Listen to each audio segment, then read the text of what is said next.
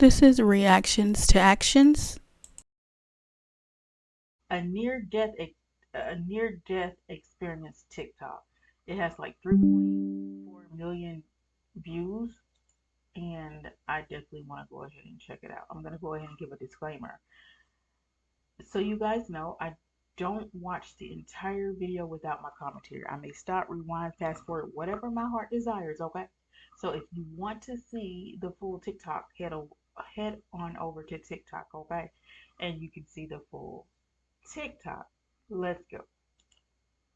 My name is Madison Taylor Brooks. I'm 14 years old, and on October 17th, I died for 12 minutes when our car flipped 3 times on Highway 29. Mm. I was in the back seat scrolling through TikTok, barely paying attention to Mom driving me to volleyball practice. My little brother Tyler was playing his Nintendo Switch next to me. The rain was coming down so hard that Mom kept asking me to look up directions because she couldn't see the exit. I remember being annoyed because I was right in the middle of watching this dance trend video. I didn't look up. Then it happened. The semi-truck came out of nowhere. Mom screamed. Tyler dropped his game.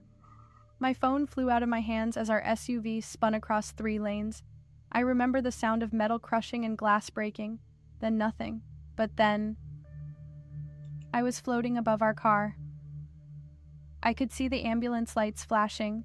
People were running around below me. The rain was still pouring, but I couldn't feel it. Listen, every near death experience coincides with this particular one. All the ones that I've heard and listened to, they all state that when they have left their body, they are literally looking down at their body, not really feeling a connection that that's them. And it's always like the spirit floats up and you're looking down as in a bird's eye view. This is very chilling, very chilling. I watched as they pulled my body out of the wreckage. My favorite blue volleyball shorts were torn. My face was covered in blood. Mom was crying, being held back by a firefighter. Tyler was already in an ambulance. I tried to yell, "Mom, I'm okay, I'm right here," but she couldn't hear me. Then everything got really bright. The ambulances, the highway, Mom, it all faded away.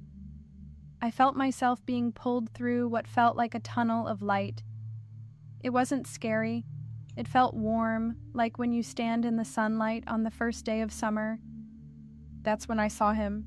Jesus was standing there, and he was nothing like the pictures in Sunday school. He was... I don't even have words. Light poured from him, but somehow I could still see his face. His eyes, they looked right through me like he knew every thought I'd ever had, every mean text I'd ever sent, every TikTok video I'd ever posted. But he still loved me completely. When he smiled at me, I felt like I was home, really home. Not like our house back in Oak Ridge, something deeper. "Madison?" He said my name, and it sounded like music. His voice wasn't loud, but it filled everything. I started crying. Not sad tears. I don't know how to explain it. I just felt everything at once. All the love I'd ever wanted, and all the peace I never knew I needed. "Am I dead?" I asked him. "For a little while," he said. "But I have something to show you first, something important." He reached out his hand, and when I took it, suddenly we were somewhere else. It looked like a giant room with thousands of screens floating in the air. On each screen, I could see kids my age, some younger, some older, all staring down at phones or tablets or computers. "What is this?" I asked. Jesus looked sad. "This is what I see every day. These are the children I love, but they cannot hear me anymore." As we walked through the room, I could see closer. Each screen showed someone like me, hunched over, scrolling mindlessly. Their eyes looked empty. But the weird thing was, around each person were these shadows, dark figures that whispered things into their ears. "What are those?" I whispered, moving closer to Jesus. "The enemy's workers," he said. "They speak lies through the screens." He brought me. I've heard this on several near death experience testimonies. when it comes to social media, the enemy is using social media to make people feel isolated and feel alone and not connected. And if you look at your everyday life, just go throughout your everyday life, you can see how, you know, technology has changed the way people interact with each other. Like it's almost as if real life has become a game and no one values just the simple things like loving, caring relationships with people, you know, building a natural, loving, sincere relationship with someone. It's more about, you know, I'm just going to use this person as a tool to benefit me. And then people don't even have the empathy for other people anymore. So I definitely feel like she's definitely on point. And with God showing her this, that the enemy is using technology to make people feel alone and to make people even more isolated, I agree with it 100%. Me to one screen where a girl about my age was crying while scrolling through Instagram. Around her neck was what looked like a heavy chain, and at the end of it was her phone. The shadows were putting more links on the chain with every swipe of her finger. Her name is Emma, Jesus said. She believes she is worthless because she doesn't look like the filtered images she sees. She spends 6 hours every day comparing herself to lies. I felt sick because that was me too. I remembered crying in my bedroom because Kylie posted pictures from her birthday party that I wasn't invited to. I'd spent 3 hours that night scrolling through everyone's perfect lives, feeling worse and worse. Jesus touched the screen and I could hear Emma's thoughts. Nobody would care if I wasn't here anymore. Mm. Look how happy everyone else is. But that's not true, I said, and people would care. You understand, Jesus said quietly. But she cannot hear the truth anymore. The voices from her screen are too loud. We moved to another screen. And this has happened in my own experience. Like when you are scrolling on, social media, Instagram, TikTok, whatever the social media site that you partake in, and you just see all we're seeing is the highlights of people's life. And 9 times out of 10, it's a scripted version of their lives. Who do you know that uploads their struggle? They upload their struggle and you're and you're like, okay, I can relate. No, not me. There are people who do that, but there's not many people who upload their struggle. They upload the most happiest moments of their life, or you know they create this illusion that they have the perfect life when in all actuality they could be living in turmoil, but you don't know that by the picture. All you see is this glamorous picture or their exciting life, and you start reevaluating your life, and you're like, oh, my life sucks, and this and that. I don't have what they have, or I'm not happy like they're happy. When in all actuality, they're not really happy like you think. And when I was younger, I did that, but now at my big age, you know what I'm saying? You realize that these people are living a facade. Their life isn't perfect. Like no one life is perfect. And you never want to have something that you don't know what's happening behind closed doors. I know for a fact so many people can relate to this because this is what social media has done. It has taken away reality for a lot of people.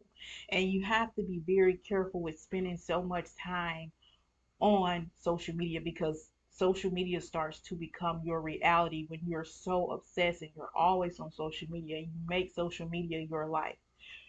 But yeah, I definitely can relate to this. A boy, maybe 12, was playing a violent game. With each kill in the game, the shadows around him grew bigger. He looked pale, with dark circles under his eyes. He hasn't slept more than 4 hours a night for 3 years, Jesus said. The games were designed to keep him there, to make him need them. His parents don't know he's playing until 3 a.m. every night. His anger is growing. His ability to feel compassion is shrinking.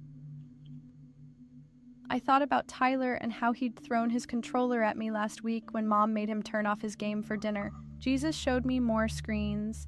Kids sending cruel messages to classmates while laughing. Girls taking inappropriate pictures to get attention. Boys watching violent and sexual content that made the shadows around them dance with glee.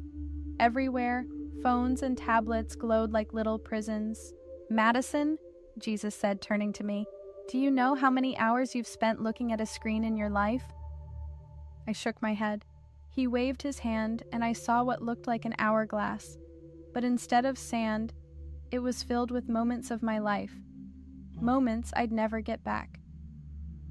I saw myself sitting on the couch while my grandma tried to tell me stories about her childhood, but I was watching YouTube. I saw hundreds of sunsets I'd missed because I was taking selfies instead of actually looking at them. I saw myself ignoring my brother when he wanted to play because I couldn't pause my TikTok scrolling.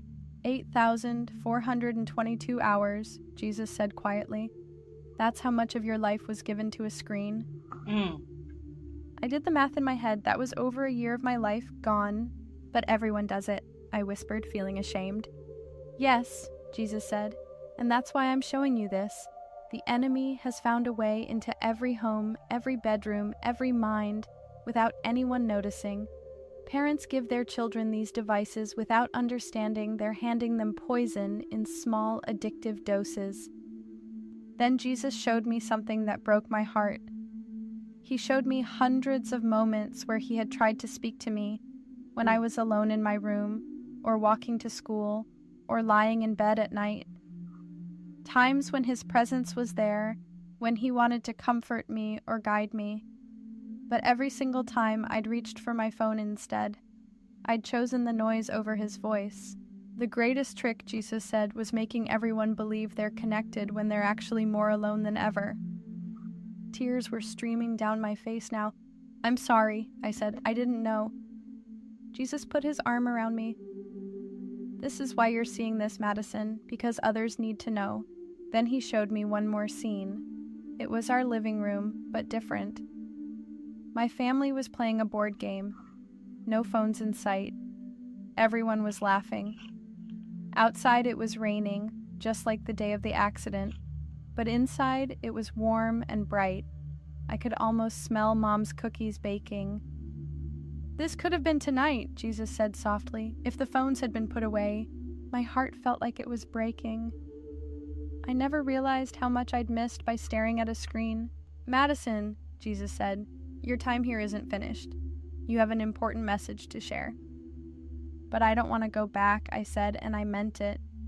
Being with him felt so good, so right. I want to stay with you. And that's another thing that I noticed about near-death testimonies. They always talk about how being in the presence of the Lord is a feeling that's indescribable. The love is indescribable, and they do not want to come back. Like, I haven't seen any near-death experience related to, being in the presence of God that has not said the same thing. It is astonishing that it's so many similarities from different people from different walks of life. He smiled that smile that made me feel completely loved. I'm always with you, Madison, but your family needs you and others need to hear what you've seen. Will they listen? I asked. Some will, he said, and that's enough to start changing things. He touched my forehead and suddenly I felt myself being pulled back, away from his light, through the tunnel again, faster and faster. Then pain, so much pain, beeping machines, bright hospital lights, someone yelling, "She's back! We've got a pulse!"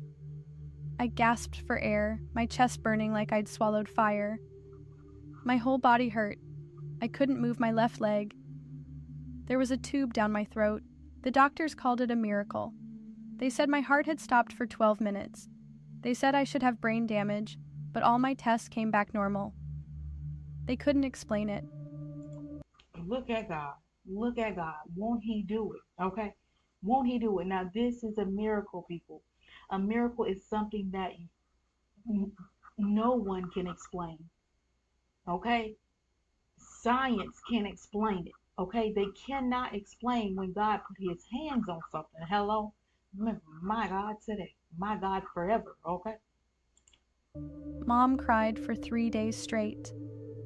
Dad, who had been away on a business trip, refused to leave my hospital room after he arrived. Tyler made me a card that said "Best sister ever," even though I'd been pretty mean to him lately.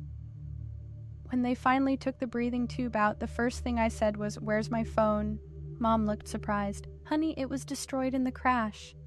And I started crying, not because I missed my phone, but because I was relieved it was gone. It took weeks before I could tell them everything I'd seen. Mm. At first, I was afraid they wouldn't believe me, but something had changed in me, and they could see it.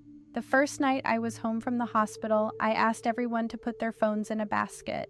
Then I told them about Jesus, about the screens, about the shadows, about the moments we'd lost. I told them how the devices we think keep us connected are actually tearing us apart. Dad cried. I'd never seen him cry before. That was 6 months ago. Our house is different now. We have a phone box that all devices go into during family time. We started playing board games on Friday nights. Mom deleted most of her social media apps. Dad stopped bringing his laptop home from work. Tyler still plays games, but with a timer, and mostly ones we can play together. The hardest part was going back to school and telling my friends. Some of them thought I was weird now. Some stopped hanging out with me because I wouldn't spend lunch periods scrolling through TikTok anymore, but some listened. My best friend Zoe deleted Snapchat after I told her what I saw. She said she'd been feeling more anxious and sad lately, but couldn't figure out why. Now she's sleeping better. Her mom sent my mom a thank you text. I still struggle sometimes. Those apps are designed to pull you back in. Sometimes I borrow Mom's phone and find myself mindlessly scrolling before I even realize what I'm doing. The habit is strong, but now I can feel when it's happening, like Jesus opened my eyes to see the chains. If you're watching this, I want you to try something. Just for one day, put your phone away. Look at the people around you, really look at them. Listen when they talk. Feel the sun on your face without taking a picture of it. You might be surprised by what you hear in the quiet. Jesus told me that the enemy can't create anything. He can only distort what God made. Mm. He took our need for connection and twisted it into something that actually isolates us. He took our desire to be known and loved and convinced us that likes and followers could fill that hole. Mm. They can't, they never will. I know some people won't believe my story, that's okay. But if you're a parent watching this, please hear me. Your kids need you to be brave. They need you to set boundaries they can't set for themselves. They need you to create space where God's voice can be louder than the screens. And if you're my age, watching this, know that you're worth more than your follower count. The filtered, perfect lives you see online aren't real. The shadows want you to believe you're missing out, but the truth is, life, real life, is happening right now, all around you. And Jesus is trying to get your attention. Maybe this video is one way he's doing that. I don't have all the answers. I'm just a 14-year-old girl who died for 12 minutes and came back different. But I know what I saw, I know what I felt, and I know we can't keep living like this, heads down, thumbs scrolling, hearts empty. Put down your phone, look up, he's waiting to show you what really matters. Because the truth is, none of us know how much time we have left, and I don't want to waste another second of mine on shadows and screens. My name is Madison Taylor Brooks. I died on October 17th. And Jesus sent me back to tell you this. My name is Madison Taylor Brooks. Mm. Y'all, so it was this really touched me because God is real, and it just really struck a chord in me because we worry about things that does not matter in the grand scheme of things. We worry about our phones, always scrolling on social media, and like I said earlier, like it's a struggle for me. Like I find myself grabbing my phone all the time, looking at social media, and I'm working on not being so into, you know, being on the apps, being on my phone, and really just taking in what's going on in the present moment, because that's really what counts at the end of the day. All right, guys, if you made it this far in the video, I appreciate you.